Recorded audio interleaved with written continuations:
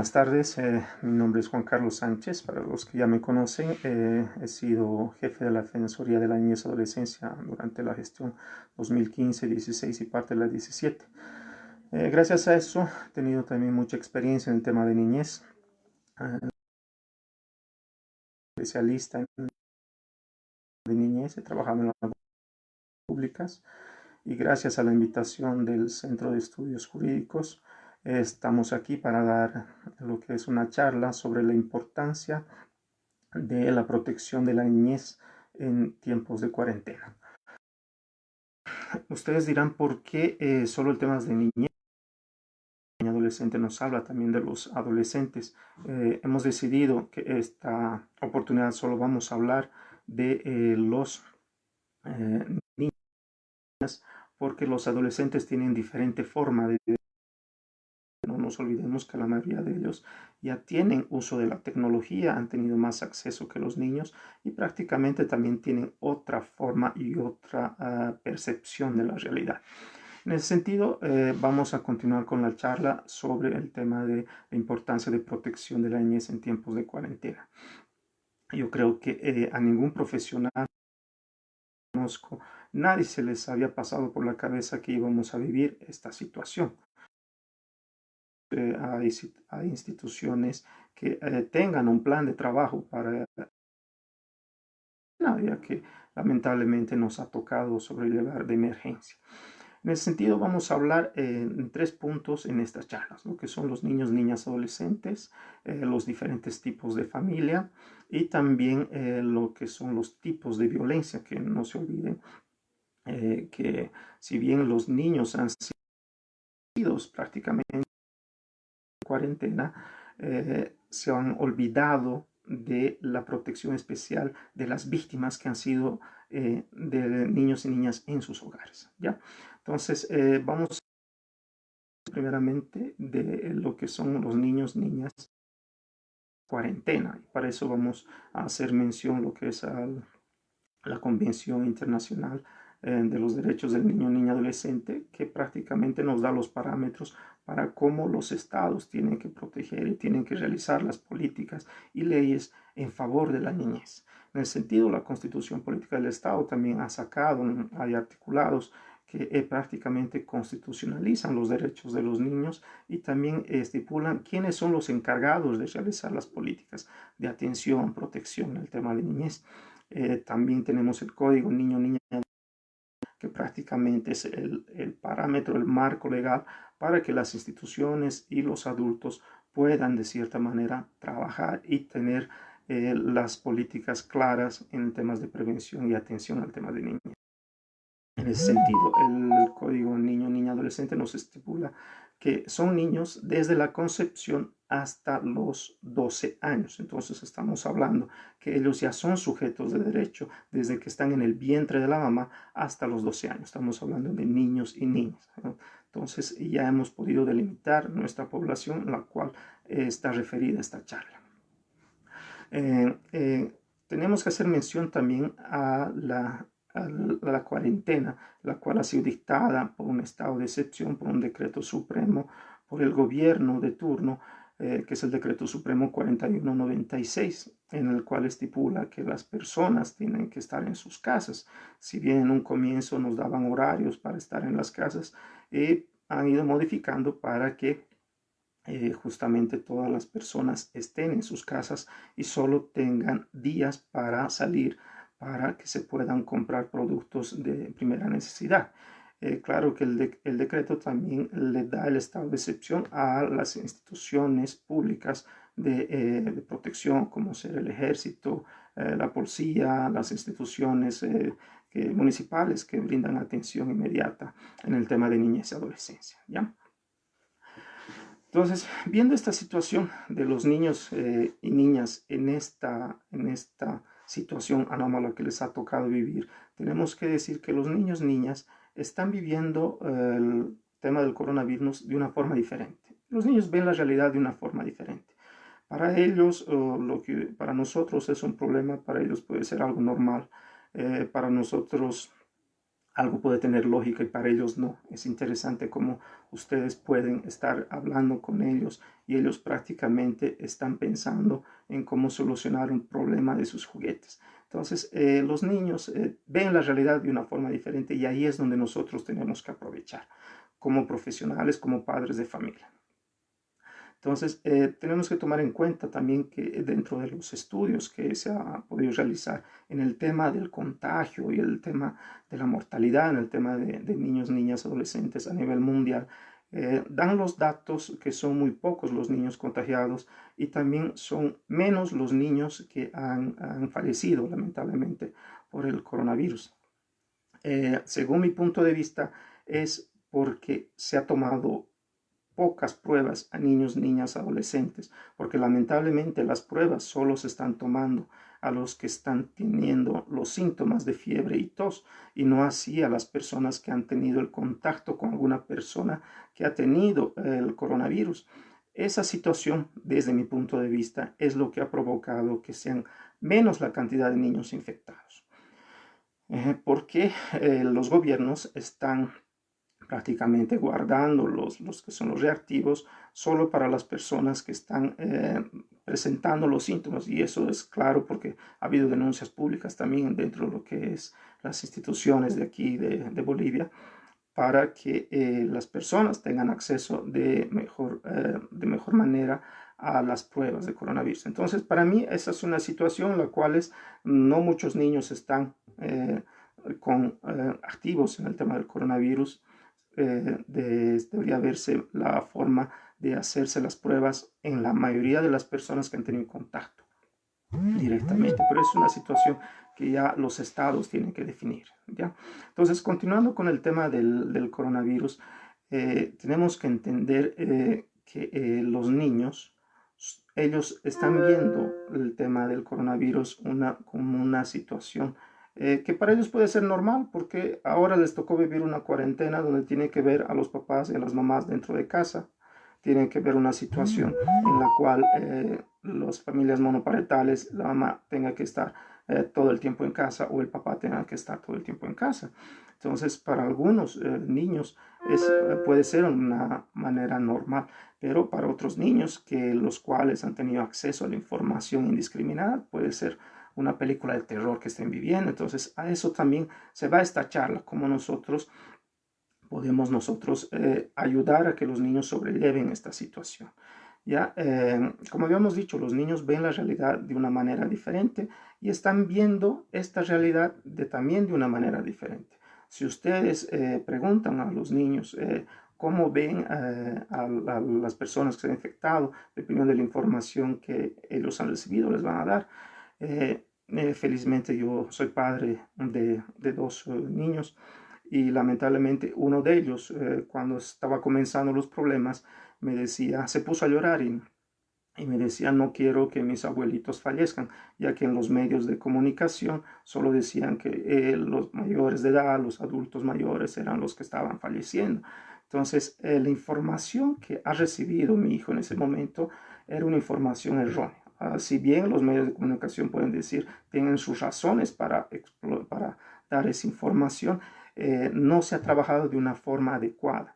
Yo le tuve que explicar que no todos fallecen, que es una situación anómala y que justamente la cuarentena nos ayuda para que pocas personas se enfermen y también no colapsen los sistemas de salud, como está pasando en algunos países. Vemos grandes países como Italia, España, Brasil, para no ir lejos, que prácticamente su sistema de salud ha colapsado porque los gobiernos no han decidido a tiempo en justamente la cuarentena. Vi en un reportaje también que Italia considera que no haber suspendido las clases haya sido un foco de infección que ha incrementado los casos de coronavirus en Italia. Como les dije, muchos de los niños pueden ser asintomáticos también en este caso, porque ellos tienen una mayor defensa que los adultos. Entonces, no se puede también, solo por eso, generalizar y exponer a los niños a esta situación. Cuando ustedes ven en la tele, han podido observar algunas madres de familia que están acompañados de sus hijos y ellas portan barbijo y los niños están sin barbijo. Entonces, estamos viendo que muchos padres deciden ponerlos a sus hijos en situaciones de peligro y no los están protegiendo, tal vez porque han recibido la información que los niños no se contagian o no les pasa nada. Entonces, tenemos que entender que los niños también son afectados, que los niños también pueden sufrir los decesos, también pueden sufrir el malestar que está provocando el coronavirus. Eso es parte de nosotros, los padres de familia, que prácticamente tenemos que ayudar y sobrellevar y darle la información correcta a nuestros hijos. En ese sentido, se sugiere que todos ustedes hablen claro, de manera clara con sus hijos. Hay videos en diferentes páginas adecuadas para los niños para que ellos prácticamente entiendan lo que es el coronavirus y no piensen que el coronavirus vuela como algunas veces les han hecho entender. El coronavirus no se contagia por el aire, o sea, eso ustedes ya lo saben, pero muchas veces los niños no entienden. El coronavirus se contagia a través del contacto, o sea, la persona que está infectada tiene que agarrar o toser en algún lugar, en algún objeto, y la otra persona tiene que agarrar ese objeto y ese objeto tiene que parar en la boca o en los ojos de la persona que prácticamente se va a contagiar. Entonces, es una infección por contacto, no es que el virus está vagando por el aire y prácticamente puede contagiar. Eso también es una información de terror que vamos a tocar más un rato, como también les afectaría a los niños, ¿no? Entonces, en el tema de hablar claro, también es importante hacerles partícipe a los niños de la información que han recibido, cómo ellos reciben la información de qué ellos pueden hacer para evitar en el tema de ser contagiados, cómo ellos pueden evitar contagiar a los demás. No se olviden que el ministro de Educación dijo que posiblemente en mayo ellos levanten la cuarentena y tengan que los niños volver a pasar clases. O sea, tal vez ha sido solo un discurso del ministro de Educación, no creo que haya sido una decisión acertada o justamente por la problemática que estamos viviendo. Todos saben, gracias a lo que se está viviendo en otros países, se puede recabar información de que la cuarentena se tiene que levantar de forma uno por uno, tiene que ser primero las instituciones necesarias que tienen que trabajar, después van a ser otros negocios, como estamos viendo hoy en día. Pero considero que la población de la niñez no debería todavía iniciar clases porque, como habíamos dicho, ellos son un foco de prácticamente que pueden infectar y también pueden sufrir la dolencia. Entonces tenemos que protegerlos. Como habíamos explicado, tenemos que ver algunos videos que nos va a ayudar a explicar, a charlar con nuestros hijos y también hacerles partícipes de cómo ellos podrían dar soluciones. Hay respuestas interesantes cuando ustedes hablan con sus niños. Muchos de ellos prácticamente también han hecho dibujos de cómo es el coronavirus y prácticamente estaban matando al coronavirus. Entonces es interesante cuando se trabaja con esta problemática en el tema de niñez, pero tenemos que hablar con ellos de forma clara de qué es lo que el coronavirus está provocando, cómo los puede afectar a ellos y también hacerles partícipe de cómo ellos nos pueden ayudar a evitar que el coronavirus entre a nuestras casas, ¿no? Vemos el tema de lavado las manos, el tema de la higiene de los pies cuando ingresan a la casa, el tema de la desinfección de toda la ropa y la ducha que se tiene que tomar la persona que ha salido. Ellos tienen que entender. Y es interesante como cuando nosotros ya les explicamos, les decimos que eso es importante, ellos mismos nos cobran, nos dicen, pero te tienes que bañar, te tienes que poner tus pies en la bandina o te tienes que poner alcohol en las manos. O sea, es interesante que ellos mismos son activos en contra del coronavirus. Entonces, eso es algo importante que tenemos que tener en cuenta. Por otro lado, considero que es importante que nosotros mantengamos los hábitos. Quiere decir que los horarios de que los niños tomaban desayuno no varíen mucho, que los horarios que los niños almuerzan no varíen mucho, que los horarios que los niños y niñas cenen no varíen mucho. Es bueno que ellos mantengan los horarios. No se olviden que lo que estamos viendo es una situación anómala que a futuro se va a levantar. Entonces nosotros no podemos acostumbrarlos a que ya sus horarios tengan un desorden, porque eso podría provocar desorden alimenticio y también un desorden emocional. Entonces, tenemos que mantener horarios en el tema para que los niños y niñas continúen con su vida, posiblemente de la mejor forma que les haga sobrellevar esta problemática. ¿Sí? En el tema de los horarios es importante, en el tema de mantener la participación de los niños dentro de las actividades del hogar. No les estoy diciendo que pongan a sus niños a cocinar, sino es que denles actividades propias a su edad, o sea, pueden ayudar a barrer, pueden ayudar a limpiar. Y en estas actividades es muy importante que tomen en cuenta que no se debe fortalecer los roles de género. No es que el cuidado de alimentación, el tema de la limpieza del hogar, es propiamente de las mujeres. Aquí es donde nosotros que estamos en esta situación tenemos que justamente romper los paradigmas de los roles de género que tanto daño ha ocurrido. Y también justamente los roles de género hoy en día está provocando muchos problemas emocionales a los varones adultos que lamentablemente están sin trabajo, ya que muchas personas han sido despedidas en esta antes de la cuarentena. A mí también me tocó vivir esa situación, pero los niños tienen que entender que si bien su papá no está trabajando, no tiene recursos, ellos también tienen que ser partícipes de lo que se va a poder alimentar la familia. No nos olvidemos que no todas las familias tienen las mismas oportunidades, ¿no? Y eso vamos a tocar más adelante. Eh, bueno, después tenemos que hablar de no promover el terror con el tema del coronavirus. Es muy importante que los padres de familia o el entorno familiar del niño o niña no promueva el terror.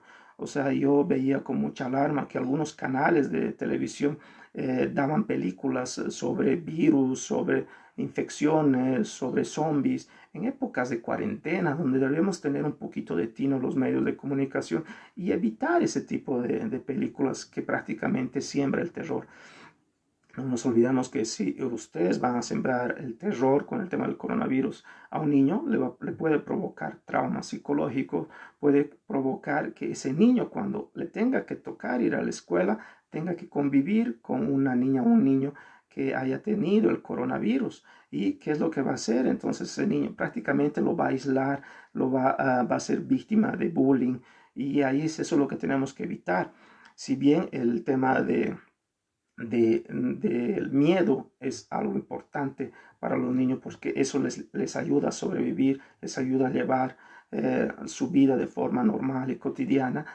Tenemos que entender que los niños no pueden tener terror al coronavirus. Tienen que saber sobrellevar esta situación para que ellos puedan ayudar más bien a las personas. Estigmatizar a un niño con coronavirus en el colegio les va a causar muchos problemas psicológicos al niño o niña que tenga que vivir esa situación.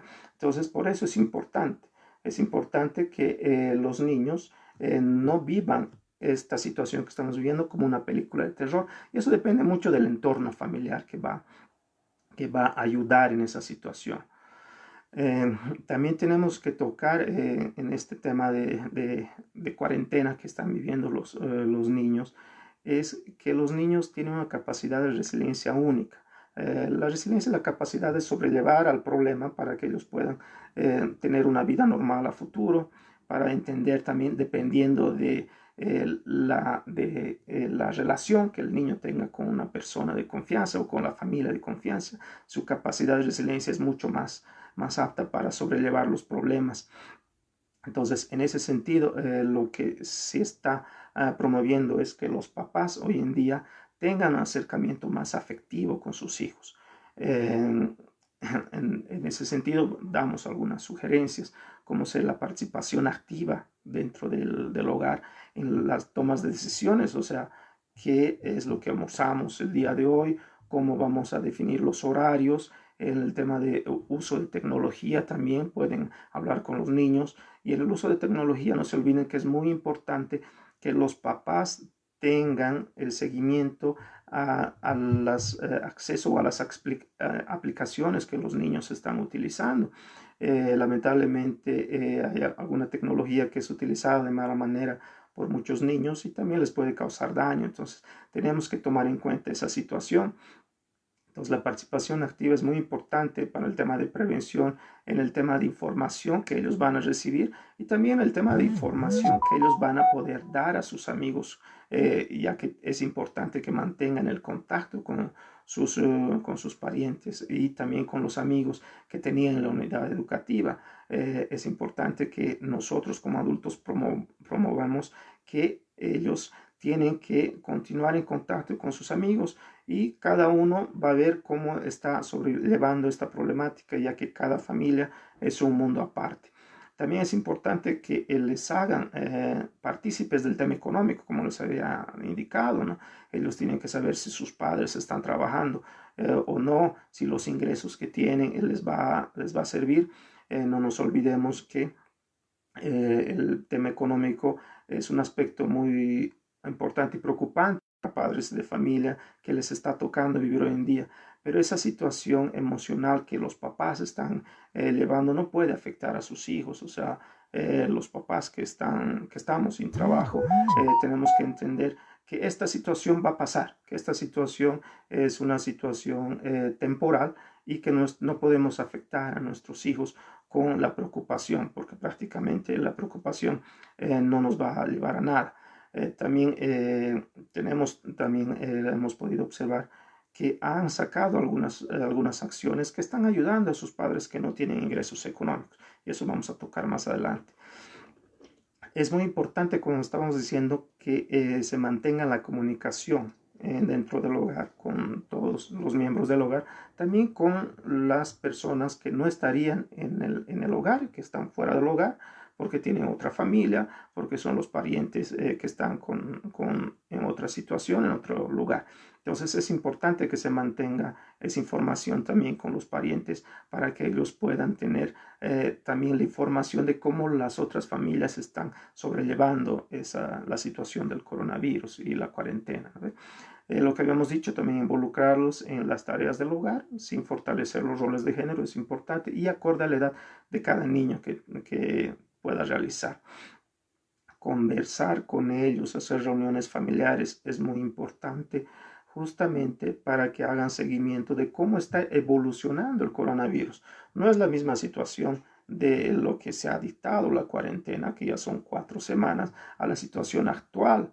Entonces, todo eso tienen que informar y decir, ya se está mejorando la situación y las autoridades ya están viendo la posibilidad de retorno a clases, ya están viendo la posibilidad de levantar la cuarentena. Esas situaciones tienen que informarse a los niños para que ellos también se sientan seguros y que esta situación no va a durar para siempre. Y es algo real, no va a durar para siempre.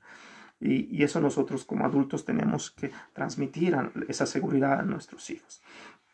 El segundo punto que tenemos que tocar en esta charla que estamos dando es justamente los diferentes tipos de familia. Como ustedes saben, hay diversos tipos de familia. Vamos a tocar tres en esta situación.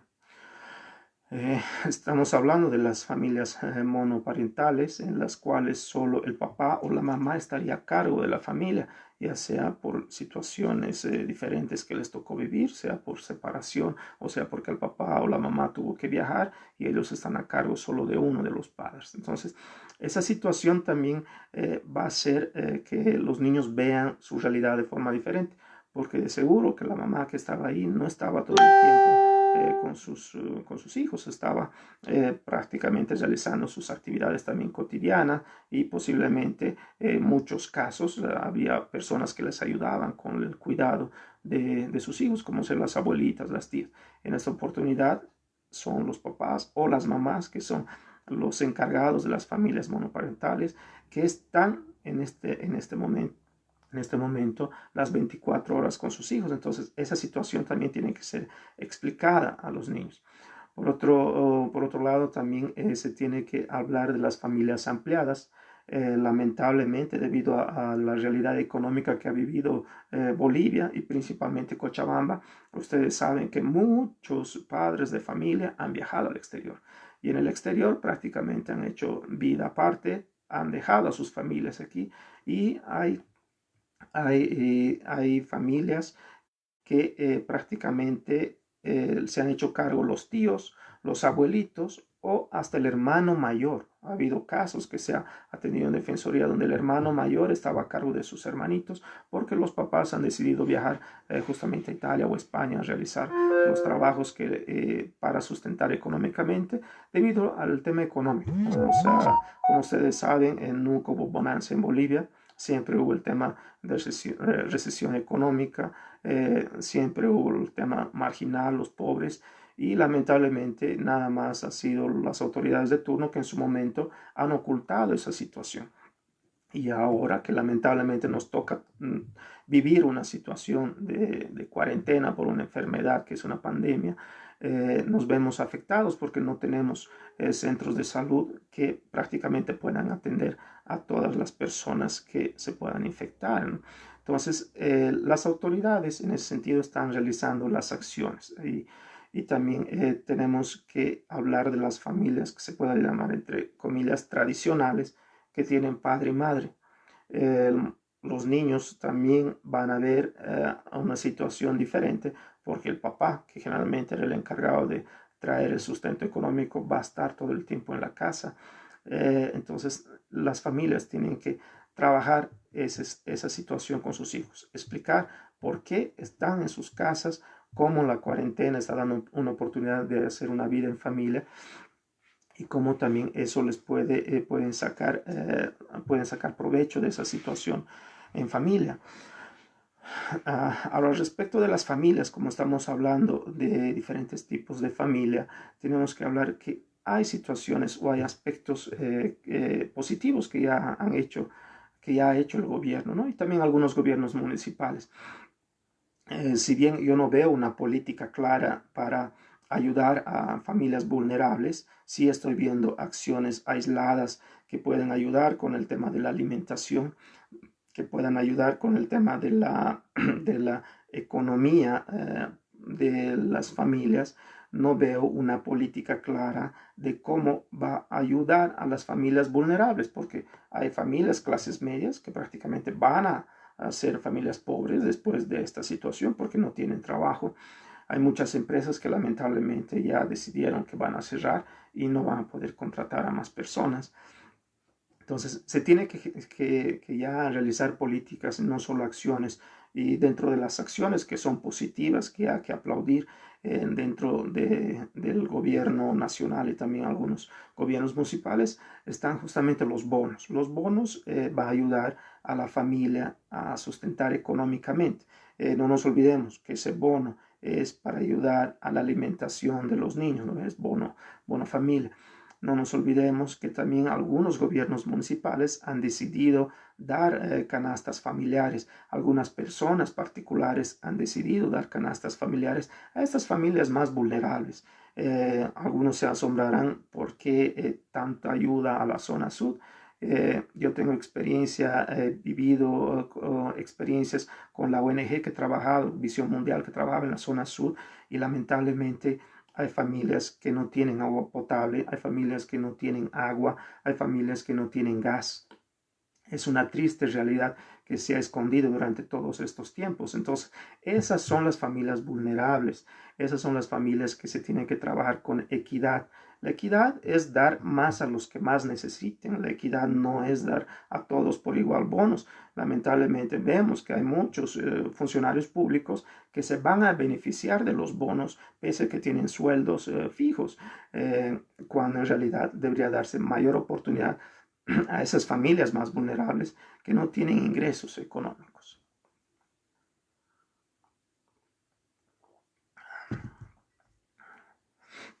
Bueno, continuando de los temas de temas positivos, hemos podido observar también que en el tema de atención, los gobiernos municipales, muchos gobiernos municipales han aplicado justamente plataformas virtuales para atención, están aplicando el WhatsApp para atención emocional de víctimas de violencia o también emocional de las víctimas que están viviendo esta situación.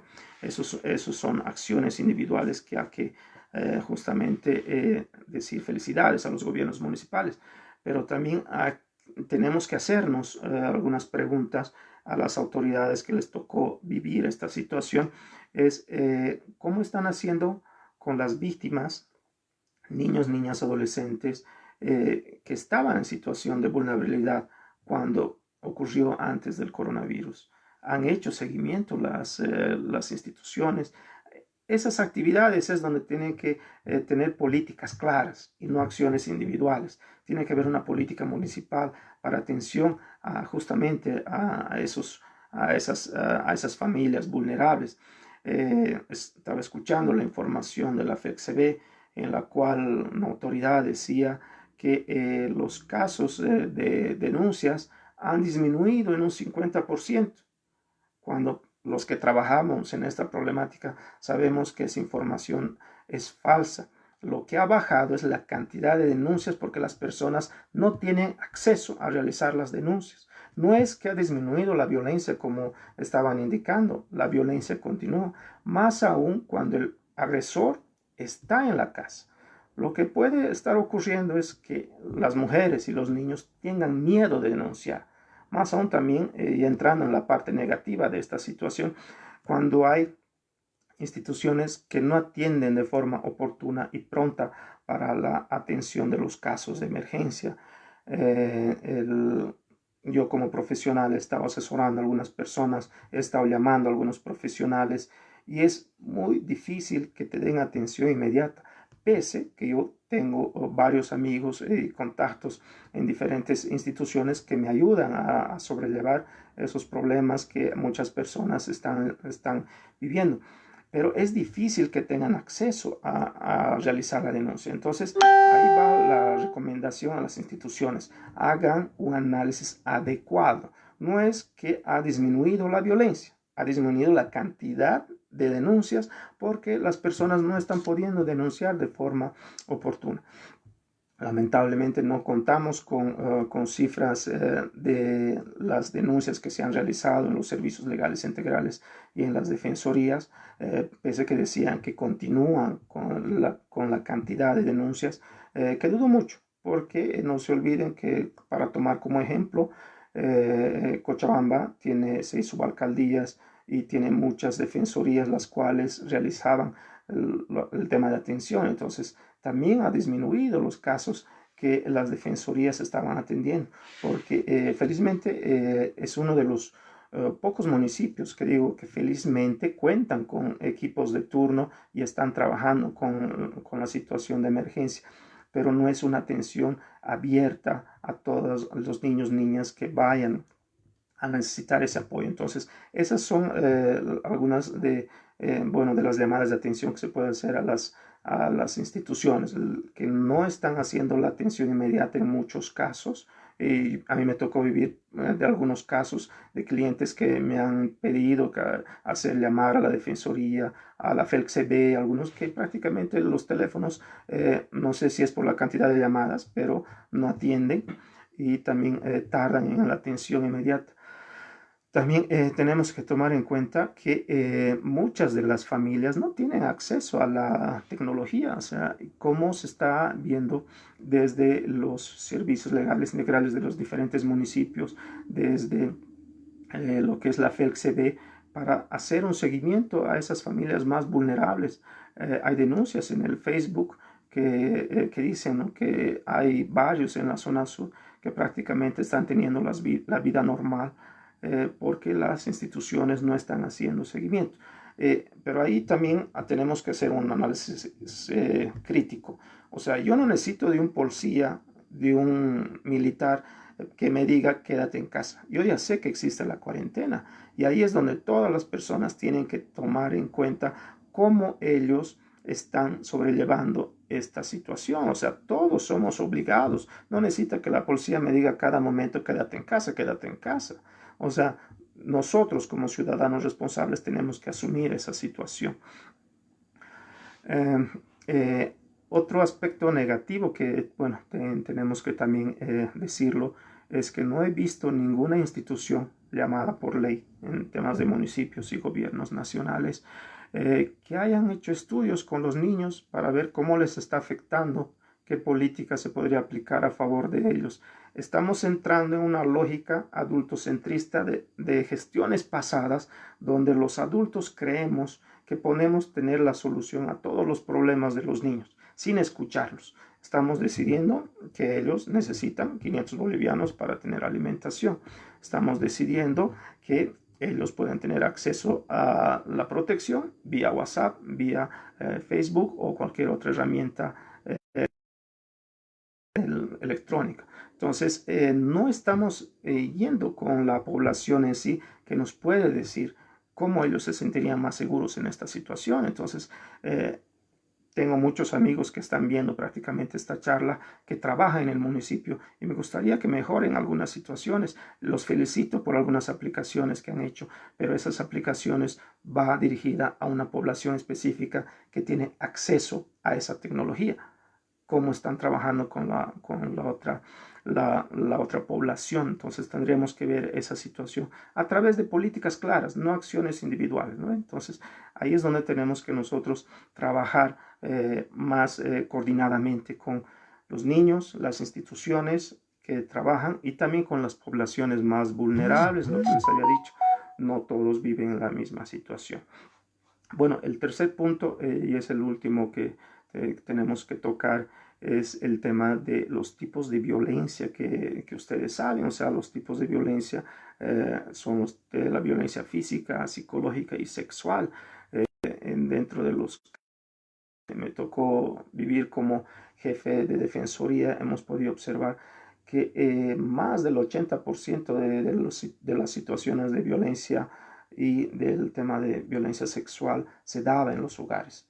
Ahora, ¿qué se está haciendo? Con el confinamiento, lo que se está haciendo más bien es colocar un caldo de cultivo en un hogar que es violento. Sabemos cuando el hogar no es seguro, más bien promueve la violencia.